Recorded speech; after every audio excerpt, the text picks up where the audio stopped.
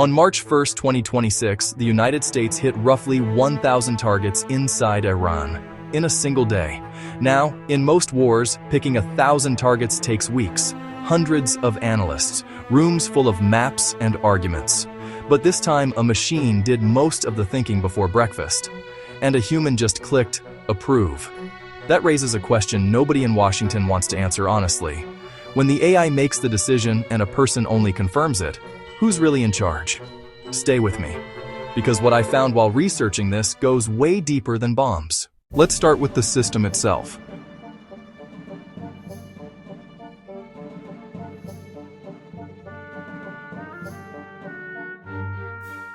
The backbone of America's targeting operation in Iran is something called the Maven system.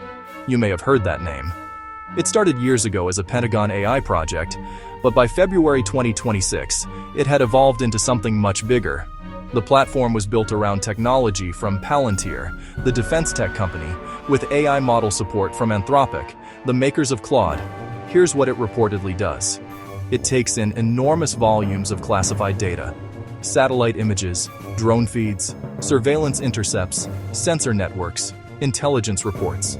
Then it fuses all of that together and generates target candidates, complete with precise GPS coordinates and priority rankings.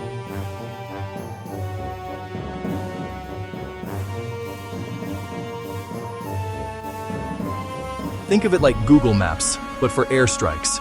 It doesn't fly the plane, but it recommends the route, estimates the timing, and constantly recalculates. And just like Google Maps, once you've been using it for a while, you stop second-guessing it. U.S. Central Command's Brad Cooper said American forces struck more than 5,500 targets inside Iran. He highlighted that advanced AI tools turn tasks that used to take hours or days into seconds. But he insisted humans made every final call. We'll come back to that claim, because it's the most important sentence in this entire story. Here's a detail that almost nobody is talking about, and it might matter more than the strike numbers.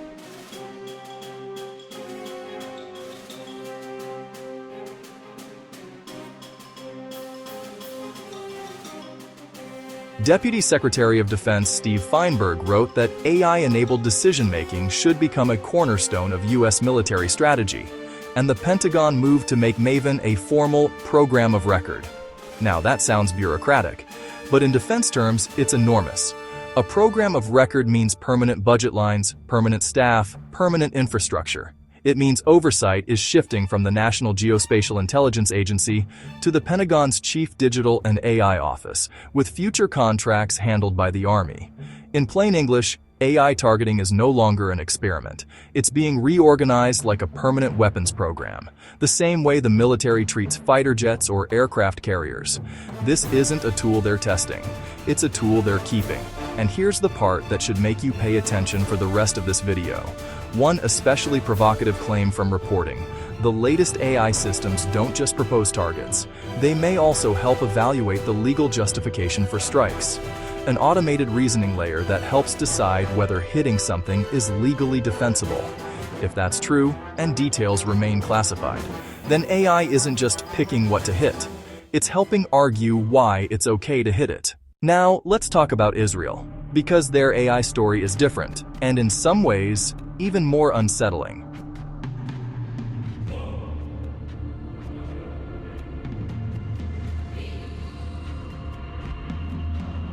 Israel didn't just flip a switch on February 28th. They had been building toward this for years. Back in mid-2025, reports described how Mossad and the IDF used AI combined with human intelligence sources to sort through massive troves of data. They categorized targets by type: leadership, military infrastructure, air defenses. But that wasn't all. They also smuggled armed drones into Iran to degrade air defense systems and missile installations ahead of time, creating freedom of movement for the strikes that followed. Think of it like this. Imagine a target bank, like a preloaded playlist, except your songs are strike options and AI is the shuffle button. Israel had reportedly been filling that playlist for years. Then, when the moment came, they pressed play.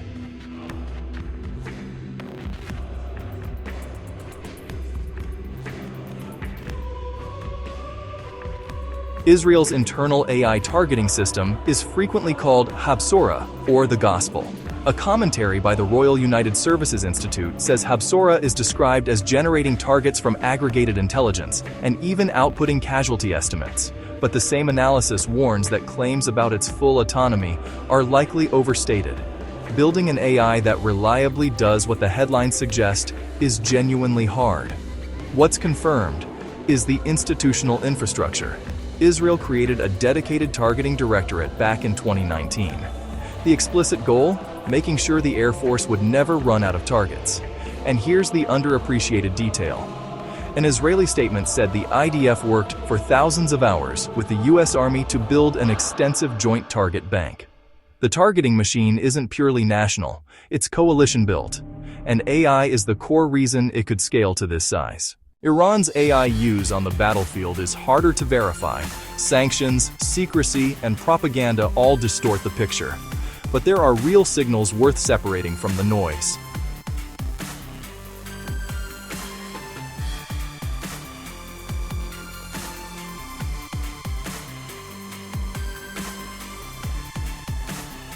The most grounded angle isn't Iran built Skynet. It's that Iran pursued algorithmic guidance and image processing techniques to reduce dependence on GPS. An International Institute for Strategic Studies report noted that Iranian sources claimed a guidance system for the Maven cruise missile that uses AI-powered image processing to hit distant targets without GPS signals. Whether that capability actually worked under combat conditions is a separate question. IRGC leadership also made sweeping claims that AI enables precision strikes without harming innocents. Treat that as political rhetoric, not validated performance data.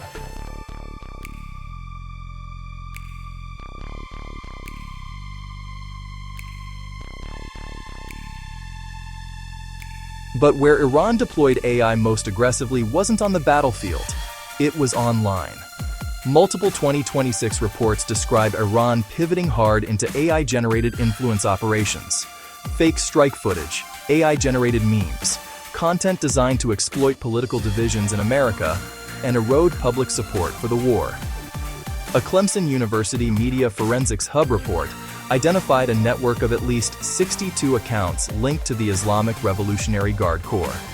They were split between Spanish-language accounts posing as based in the Americas and English-language accounts posing as based in the British Isles, all amplifying content aligned with IRGC narratives. This is cheap, scalable, and devastatingly effective. You don't need a missile to change someone's mind. And now we arrive at the part of this story that I think will be remembered longest. Not the targeting, not the strikes, the collapse of evidence.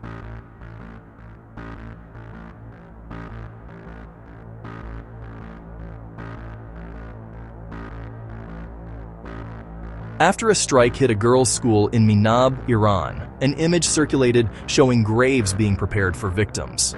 Investigators and satellite imagery eventually supported the image as authentic. But before that confirmation, something chilling happened.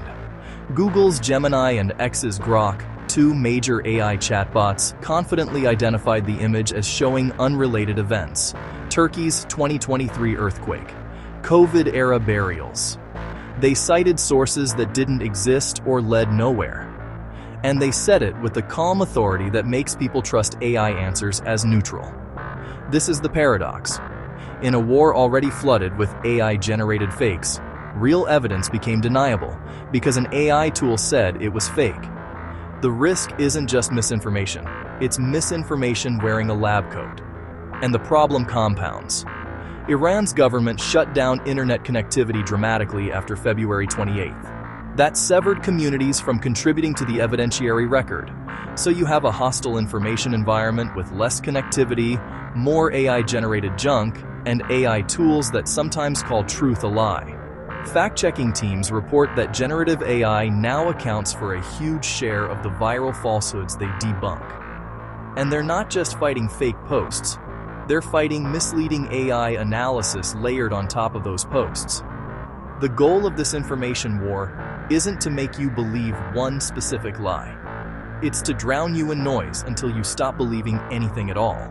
And for broader context, This works in every direction. Citizen Lab documented an operation called Prison Break, an AI-enabled influence campaign aimed at inciting Iranian citizens to revolt. AI influence tooling doesn't have a side. It has a buyer. So let's return to the claim we started with. Humans make every final decision. US officials say this constantly, and technically, it may be true. A person clicks the button, but experts in military AI and human-machine interaction keep converging on the same warning: automation bias. When a machine does the analytical work, reviews the intelligence, generates the options, ranks the priorities, and presents a recommendation, the human role quietly shifts. You're not deciding anymore, you're approving. And under time pressure, with thousands of targets moving through the system, approval becomes a reflex. One scholar described it as cognitive offloading. When the machine does the thinking, humans feel detached from consequences, deliberation weakens, and when the tempo is 1,000 targets in 24 hours, how long does each decision actually take? The International Committee of the Red Cross has argued for years that AI decision-making tied to lethal force raises risks of harm, escalation, and legal violations. They've pushed for binding rules, especially around systems that apply force without what they call meaningful human intervention. The United Nations has echoed those warnings. UNIDIR stressed that military AI extends far beyond autonomous weapons into decision support, intelligence, and command applications. Exactly the areas now at the center of this war. Here's what I think the real story is. The headline isn't AI fired the missile. The headline is AI made 1,000 decisions before breakfast, and the institution liked it so much they made it permanent. The next wars will be faster. The targeting pipelines will be deeper. The verification systems will be weaker. And the question of who is actually deciding will get harder and harder to answer.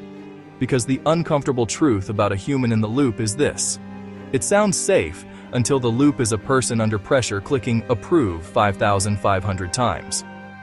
The question isn't whether AI belongs in war, it's already there. The question is whether we'll notice when the human in the loop becomes a rubber stamp. If this video made you think, subscribe. I'm going deeper on AI in military systems, the verification crisis, and what comes next. Drop a comment. Do you trust a human in the loop when the loop runs at machine speed?